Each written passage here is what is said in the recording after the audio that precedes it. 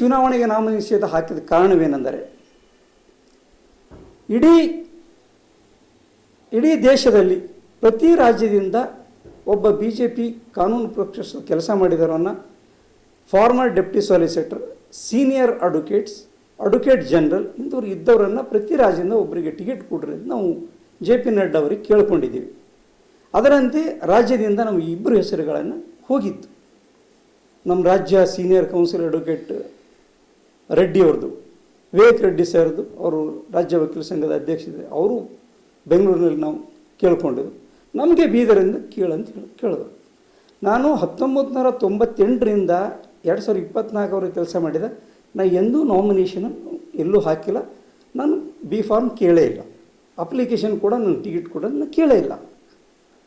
ಈಗ ಅವರಾಗೆ ಪ್ರತಿ ರಾಜ್ಯದಿಂದ ಒಂದು ಕೇಳಬೇಕಂತ ಕೇಳಿದಾಗ ನಾವು ಕೊಟ್ಟಿವಿ. ಮತ್ತು ಇಡೀ ರಾಜ್ಯದಲ್ಲಿ ಒಬ್ಬರಿಗೂ ಕೂಡ ಒಂದು BJPದಲ್ಲಿ ವಕೀಲರ ಟಿಕೆಟ್ ಕೊಟ್ಟಿಲ್ಲ. ಸುಮಾರು 2 ಲಕ್ಷಕ್ಕಿಂತ ಹೆಚ್ಚು ಜನ ನಾವು ವಕೀಲರ ಕೆಲಸ ಮಾಡ್ತಾಯಿದ್ವಿ, ಪಕ್ಷಕ್ಕಾಗಿ ಸಪೋರ್ಟ್ ಮಾಡ್ತಾಯಿದ್ವಿ. ಅದು ನಮ್ಗೆ ಯಾಕೋ ನೋವಾಗ್ತು. ಹೀಗಾಗಿ ನಾವು ನಾಮನಿರ್ದೇಶ ಅಪ್ಲಿಕೇಶನನ್ನು ಲೋಕಸಭೆಗೆ ಸ್ಪರ್ಧೆ ಮಾಡಲು ಹಾಕಿದೆ. ನನ್ನ ವಿಶೇಷ ಏನೆಂದರೆ, ನಾವೊಂದು ವೇಳೆ ಸ್ಪರ್ಧೆ ಮಾಡಿ ನಾಳೆ ಇದಿದೆ, ನನ್ನ ಪ್ರಥಮ ಈ ಬೀದರ್ ಜಿಲ್ಲೆಯ ಅಭಿವೃದ್ಧಿ ಕೆಲಸ ಏನು ಮಾಡೋದಂದರೆ, ಈ ಬೀದರ್ ಜಿಲ್ಲೆಯಲ್ಲಿ ಸುಮಾರು ವರ್ಷಗಳಿಂದ ಕೆಲಸ ಮಾಡ್ತಾ ಇದ್ದಾರೆ. Atal BR Vajpayee residency school ಇರ್ಬೋದು, doctor BR Ambedkar residency school ಇರ್ಬೋದು, doctor Indira Gandhi residency school ಇರ್ಬೋದು, ಮತ್ತು ಮೊರಾರ್ಜಿ ದೇಸಾಯಿ ಸ್ಕೂಲ್ ಇರ್ಬೋದು. ಇದರಲ್ಲಿ lecturers, staff nurse, FDA, watchmen, cooks, ಇತರ ನೈಟ್ ವಾಚ್ಮೆನ್ಸ್ ಇದ್ದಾರೆ. ಸುಮಾರು ಇದೆಷ್ಟು ಅನ್ಯಾಯ ಕೆಲಸ ಅಂದರೆ, ದೇಶ ಎಲ್ಲೆಲ್ಲೋ ಅಭಿವೃದ್ಧಿ ಅಂತ ಹೇಳ್ತಾರೆ. ಸುಮಾರು 10-15 ವರ್ಷಗಳಿಂದ ಅವ್ರಿಗೆ ಕೇವಲ 10,000ರಿಂದ 15,000 ರೂಪಾಯಿ ಕೊಟ್ಟು ಅವರನ್ನು ಸೇವೆ ತಗೊಳ್ತಾರೆ. ಇದು ಪ್ರಜಾಪ್ರಭುತ್ವ ವಿರುದ್ಧವಾಗಿದೆ. ಸ್ಕೂಲ್ ಹೆಸರುಗಳು ಮಹಾ ವ್ಯಕ್ತಿಗಳದು, ಅಲ್ಲಿ ಅವರಿಗೆ ಸೂಚಿಸಿ ಯಾವ ರೀತಿ ಮಾಡ್ತಾ ಇದ್ದಾರೆ. 15,000 18,000 ಕೊಟ್ಟರೆ ಅದರಲ್ಲಿ 3,000 ರೂಪಾಯಿ GSTದಿಂದ ಕಟ್ ಮಾಡ್ಕೋತಾ ಇದ್ದಾರೆ. ಈ ಒಂದು ರೀತಿ. ಇನ್ನೊಂದು ರೀತಿಯಾಗಿ ತಾಲೂಕ್ ಪಂಚಾಯತ್, ಜಿಲ್ಲಾ ಪಂಚಾಯತ್, ಗ್ರಾಮ ಪಂಚಾಯತ್, ಮುನ್ಸಿಪಾಲ್ಟಿ, ಕಾರ್ಪೊರೇಷನ್ಸ್ ಮತ್ತು ಏನಂದರೆ ವಿವಿಧ ಗೌರ್ಮೆಂಟ್ ಹುದ್ದೆಗಳಲ್ಲಿ ಸೋಷಿಯಲ್ ಡಿಪಾರ್ಟ್ಮೆಂಟ್ ಇರ್ಬೋದು, ವಿವಿಧ ಡಿಪಾರ್ಟ್ಮೆಂಟ್ಗಳೇನು ತಾತ್ಕಾಲಿಕವಾಗಿ ಕೆಲಸ ಮಾಡ್ತಾರೆ, ಎಜುಕೇಷನ್ ಡಿಪಾರ್ಟ್ಮೆಂಟ್, ಅವರನ್ನು 3 ವರ್ಷಗಳಿಗಿಂತ ಹೆಚ್ಚು ಕಾಲ ಯಾರು ಸೇವೆ ಮಾಡಿದ್ದಾರೆ ನನ್ನ ಆದ್ಯತೆ ಅವರನ್ನು ಕಾಯಂಗೊಳಿಸುವ. ಇಲ್ಲೆಲ್ಲೆಲ್ಲಿ 3 ವರ್ಷಗಳಿಗಿಂತ ಕಾಯಮವಾಗಿ ಕೆಲಸ ಮಾಡ್ತಾ ಇದ್ದಾರೆ, ಅವು ಖಾಲಿ ಹುದ್ದೆಗಳ ಸರ್, ಖಾಲಿ ಹುದ್ದೆಗಳು. ಅವ್ರ ಹೊಟ್ಟೆಪಾಡಿಗಾಗಿ ಎಲ್ಲೂ ಕೆಲಸ ಸಿಕ್ಕಿಲ್ಲ ಅಂತೇಳಿ ಈ ರೀತಿ ಕ್ರೂಯಲಿಟಿಯಿಂದ ಕೆಲಸ ಮಾಡ್ಕೋತಿದ್ದಾರೆ. ಇದು ದೇಶಕ್ಕೆ ಮಾಡಿದ ಒಂದು ಅವ್ರಿಗೆ ಕೊಡ್ತಕ್ಕಂಥ ಕಿರುಕುಳ. ಈ ರಾಜ್ಯ ಸರ್ಕಾರ ಇರ್ಬೋದು, ಕೇಂದ್ರ ಸರ್ಕಾರ ಇರ್ಬೋದು, ಅವರನ್ನು ಖಾಯಂ ಮಾಡಿಸೋದು ಮೊದಲು ನನ್ನ ಆದ್ಯತೆ. ಎರಡನೇದಾಗಿ, ಈಗ ಬೀದರ್ ಜಿಲ್ಲೆಯಲ್ಲಿ, ಕರ್ನಾಟಕದಲ್ಲಿ ಭಾಳ ವರ್ಷಗಳಿಂದ ಮಹಾಸ್ವಾಮಿಗಳು, ಜಗದ್ಗುರು ಲೈಟ್ ಮಾತೆ ಮಾದೇಜಿಯವರು, ಲಿಂಗಾನಂದ ಸ್ವಾಮಿಗಳು, ಭಾಲ್ಕಿ ಪಡದೇವರು, ತುಮಕೂರು ಸ್ವಾಮಿಗಳು, ಇಡೀ ದೇಶದ ರಾಜ್ಯ ಪ್ರಮುಖ ಸ್ವಾಮಿಗಳು ಲಿಂಗಾಯತ ಸಮಾಜವನ್ನು ಸ್ವತಂತ್ರ ಧರ್ಮವನ್ನಾಗಿ ಮಾಡಲು ಪ್ರಯತ್ನ ಮಾಡಿದ್ದಾರೆ. ನಾವು ಒಂದು ವೇಳೆ ಅವರೆಲ್ಲರದು ಆಶೀರ್ವಾದದಿಂದ ನಾವು ಹೋದೆ ಅಂದರೆ ಲೋಕಸಭೆಗೆ ಪ್ರಥಮವಾಗಿ ಆ ಕೆಲಸವನ್ನು ಮಾಡ್ತೀವಿ. ಮತ್ತು ಇದಕ್ಕೆ ಈ ನಮ್ಮ 371J ಹೈದರಾಬಾದ್ ಕರ್ನಾಟಕದಲ್ಲಿ 371J ಮಾಡಿದ್ದಕ್ಕಂಥ ಆಗಿನ ವೈಜನಾಥ್ ಪಾಟೀಲ್ ಚಿಂಚೋಳಿಯವರು, ಹಕ್ಯಾಳವರು, ಅವ್ರ ಜೊತೆಗೆ ಲೈಟ್ ಧರ್ಮಸಿಂಗ್ ಸಾಹೇಬರು, ಅವರು ಪರಿಶ್ರಮದಿಂದ ಈ ನಮ್ಮ ಭಾಗಕ್ಕೆ 371J ಆಗಿದೆ. ಅದರ ಸಂಪೂರ್ಣ ಇದು ಉಪಯೋಗವನ್ನು ಈ ಬೀದರ್ ಜಿಲ್ಲೆ ಜನತೆಗೆ ನಾವು ಮಾಡಿಸ್ಕೊಡ್ತೀನಿ ಅಂತ ಹೇಳಿ ಬಯಸ್ತೇನೆ. ಮತ್ತು ಈ ಹೈದರಾಬಾದ್ ಕರ್ನಾಟಕದಿಂದ ಬರ್ತಕ್ಕಂಥ ಮರಾಠ ಸಮಾಜದವರಿಗೆ ಕೂಡ 2Aದಲ್ಲಿ ಔಟ್ ಆಫ್ ಹೈದರಾಬಾದ್ ಕರ್ನಾಟಕ ಇಂಡಿ ಹೈದರಾಬಾದ್ ಕರ್ನಾಟಕ ಜನತೆಗೆ ಏನು ಇದ್ದಾರೆ ಜನರು, ಅವರು 2Aದಲ್ಲಿ ಹಾಕಿಸಿ ಅವ್ರಿಗೆ ಖಾಯಂ 2A ಒಂದು ಸರ್ಟಿಫಿಕೇಟ್ ಕೊಡ್ಲಿಕ್ಕೆ ನಾನು ಪ್ರಯತ್ನ ಮಾಡ್ತೀನಿ. ನೋಡಿ ಸರ್, ನಾ 1996ರಿಂದ 2024ರವರೆಗೆ ನನ್ನ ಬಳಿ ಕೇವಲ BJP ಪಾರ್ಟಿ ಜನ ಬಂದಿಲ್ಲ. ನಾನಿವತ್ತು ಅಭ್ಯರ್ಥಿಯಾಗಿದ್ದು ಬಡ ಜನರನ್ನ ಏನು ಬಂದಾರ ಸುಮಾರು 25,000 30,000 ಜನಗಳನ್ನು ಕೆಲಸ ಮಾಡಿದೆ. ನಮ್ಮ ಲಿಸ್ಟ್ ಇದೆ. ಒಂದು ಪ್ರಕರಣದಾಗ 8 ಜನ ಇರ್ಬೋದು, 10 ಜನ ಇರ್ಬೋದು. ಟೋಟಲ್ ಇನ್ ದಿಸ್ ಕಾನ್ಸ್ಟೆನ್ಸಿ ಏನ್ರಿ 20,000 ರಿಂದ 30,000ಕ್ಕಿಂತ ಹೆಚ್ಚಿನ ಜನರಿಗೆ ನಾನು ಸೇವೆಯನ್ನು ಕೊಟ್ಟಿದ್ದೇನೆ.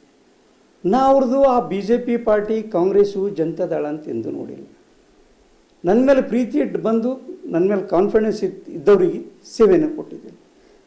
ನಾವೊಂದು ಪಕ್ಷದಿರ್ಬೋದು, ನಾ ಯಾರಿಗೆ ಸೇವೆ ಕೊಟ್ಟಿದ್ದೇನೆ, ಯಾರಿಗೆ ಸರ್ವಿಸ್ ಕೊಟ್ಟಿದ್ದೇನೆ, ಯಾರಿಗೆ ಜನರ ಪರವಾಗಿ ನ್ಯಾಯಾಲಯದಾಗ ನ್ಯಾಯಿಸ್ಕೊಟ್ಟಿದ್ದೇನೆ, ಅಲ್ಲಿ ಯಾವುದೇ ಪಾರ್ಟಿಗೆ ಇಟ್ಟಿರಲಿಲ್ಲ. ಅಂದ್ರೆ ಸರ್ ತಾವು ಭಗವಂತ ಒಬ್ಬರು ವಿರೋಧಿ ಏನಲ್ಲ, ಭಗವಂತ ಒಬ್ಬರು ಪಕ್ಷದಲ್ಲಿ ಯಾವ ತರ ಈಗ ನೋಡಿ ಸರ್, ಶಾಸಕರು ಕೆಲವು ಪದಾಧಿಕಾರಿಗಳು, ಹಾಗಾಗಿ ತಾವು ಭಗವಂತ ಒಬ್ಬರು ವಿರೋಧಿದ್ರು ಇಲ್ವೋ ಸರ್? ನಾ ಇಷ್ಟು ಹೇಳ್ತೀನಿ,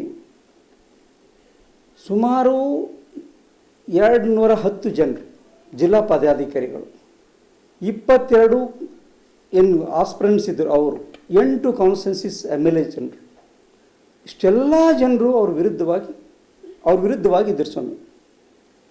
ಹೀಗಿರುವಾಗ ಮತ್ತು 22 ಜನರಿಗೆ ಯಾರಿಗಾದರೂ ಕೊಡ್ರಿ ಅಂಥೇಳಿ ಇಡೀ ಎಲ್ಲ ಪಾರ್ಟಿ ಮುಖಂಡರು ಪದಾಧಿಕಾರಿ ಕೂಡ ಹೇಳಿದರು.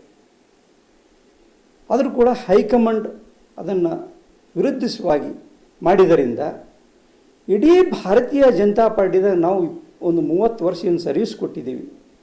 ಅವ್ರು ಕೇವಲ ಪಾರ್ಟಿಗೆಲ್ಲ ಅವ್ರ ಮನೆಯದು ವೈಯಕ್ತಿಕ ಕೆಲಸಗಳಿದ್ದರೂ ಕೂಡ ನಾನು ಸ್ವಂತಾಗಿ ನಾವು ಅವರು ಒಂದೇ ಕುಟುಂಬ ಅಂತೇಳಿ ನಾವು ಕೆಲಸ ಮಾಡಿದ್ದೀವಿ. ಹೀಗಿರುವಾಗ ಭಗವಂತಕ್ಕೆ ಹೋದಾಗ ಏನು ಓಟ್ ಕೊಡ್ತಾರೋ ಅವೇ ಓಟನ್ನು ಇಡೀ ಎಲ್ಲ ಭಾರತೀಯ ಜನತಾ ಪಾರ್ಟಿ ಕಾರ್ಯಕರ್ತರು, ವೋಟರ್ಸು ಅವ್ರು ನಮ್ಗೆ ಕೊಡ್ರಿ ಅಂತೇಳಿ ನಾವು ಪ್ರಾರ್ಥನೆ ಮಾಡ್ತೀವಿ ನಿಮ್ಮ ಮುಖಾಂತರ. ಈಗೇನು ಮೋದಿ ಹೆಸರು ಮೇಲೆ ಓಟ್ ಕೊಡ್ತಾರೆ ಅಂದ್ರೆ ಅದು I am more than work ಭಗವಂತ ಕೋಬಾಯಿ. ಅವ್ರು ಬಂದು 12 ವರ್ಷ ಇತ್ತು. I working more than 32 years.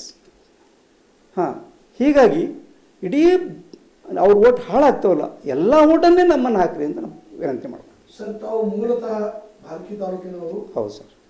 ಈಗ ಮತ್ತೊಬ್ಬರು ಕ್ಯಾಂಡಿಡೇಟ್ ಆಗಿದ್ದಾರೆ ಸಾಗರ್ ಖಂಡ್ರೆ ಅವರು, ಖಂಡ್ರೆ ಪರಿವಾರದವರು. ಅವ್ರ ಬಗ್ಗೆ ತಮ್ಮ ಅಭಿಪ್ರಾಯ ಏನಿದೆ ಸರ್? ಸರ್, ಈಗ ಕುಟುಂಬ ರಾಜಕೀಯ ಇದು ನೋಡ್ರಿ. ಭೀಮಣ್ಣ ಖಂಡ್ರೆ ಸ್ವತಂತ್ರ ಆದಮೇಲೆ ಅವರೇ, ವಿಜಯಕುಮಾರ್ ಖಂಡ್ರೆ 2 ಟರ್ಮ್ ಈಶ್ವರ್ ಖಂಡ್ರೆ.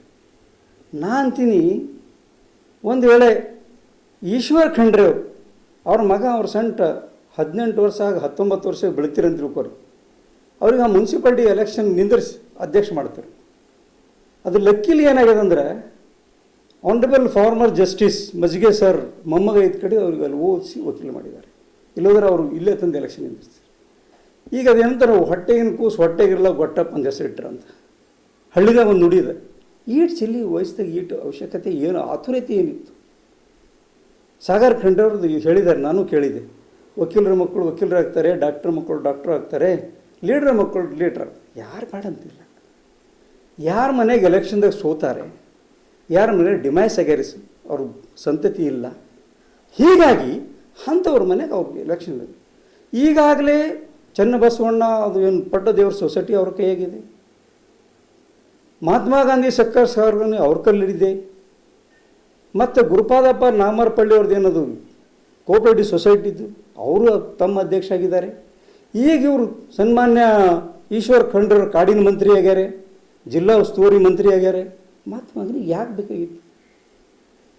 ಒಂದು ಗಾದೆ ಮಾತದ, ನಾಯಿ ಹಾಲು ನಾಯಿಂಗಲ್ಲದೆ ಪಂಚಾಮೃತಕ್ಕೆ ಸಲ್ಲದೇನಯ್ಯ, ಪಾಪಿಯ ಧನ ಪ್ರಾಯಶ್ಚಿತ್ತ ಕಲ್ಲದೆ ಸತ್ಪಾತ್ರಕ್ಕೆ ಸಲ್ಲದೇನಯ್ಯ.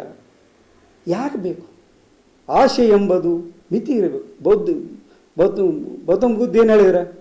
ಆಶೆ ದುಃಖಕ್ಕೆ ಮೂಲ.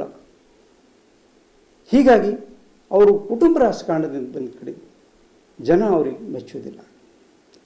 ಹೀಗಾಗಿ ಎಲ್ಲ ತನ್ನ ಮನೆಗೆ ಇರಬೇಕು, ಎಲ್ಲ ಜನರನ್ನು ಮಾಡು, ಕುರಿ ಕೋಳಿ ಹಂದಿಯನ್ನು ನಾವು ಖರೀದಿ ಮಾಡಿ ಓಡ್ ತೊಗೊಂಡು ನಾವು ಗೆಲ್ತೀವಿ, ರಾಸ ಮಾಡ್ತೀವಿ ಅಂದ್ರೆ ಅದು ಉಪಯೋಗ ಅಲ್ಲ ಅಂತ ನೀವು ಕೇಳಿ. ಸರ, ನಾನು ಒಬ್ಬ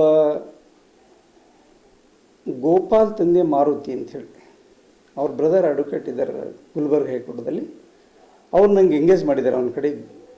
ಏನಂದರೆ, ಸನ್ಮಾನ್ಯ ಭಗವಂತ ಖೋಬಾ ಅವರು ಸಂಪೂರ್ಣ ನಾಮಿನೇಷನ್ ಪೇಪರ್ ಅಪೂರ್ವ ಇದೆ, ನಾಟ್ ಫಿಟ್ ಫಾರ್ ಅದು ಪೂರ್ತಿ ಸಂಪೂರ್ಣವಾಗಿ ಯಶಸ್ವಿಗೆ ನಾಮಿನೇಷನ್ ಅಲ್ಲ. ಅದಕ್ಕೆ ಸಾಗರ್ ಖಂಡ್ರೆ ವಕೀಲರು ಡಿಟೇಲವಾಗಿ ಚುನಾವಣೆ ಅಧಿಕಾರಿ ಮುಂದೆ ಹೇಳಿದ್ರು. ಅವರಿಗೆ ನೋಟಿಸ್ ಬಂದಿತ್ತು, ಆ ನೋಟಿಸ್ ಅಪೀಲ್ ಎಲ್ಲಿ ಹಾಕಿದ್ರಿ, ಎಲ್ಲಿ ಪೆಂಡಿಂಗ್ ಇದೆ, ಎಷ್ಟಿದೆ ಎಂಬುದು ಕ್ಲಿಯರ್ ಮಾಹಿತಿ ಕೊಟ್ಟಿಲ್ಲ.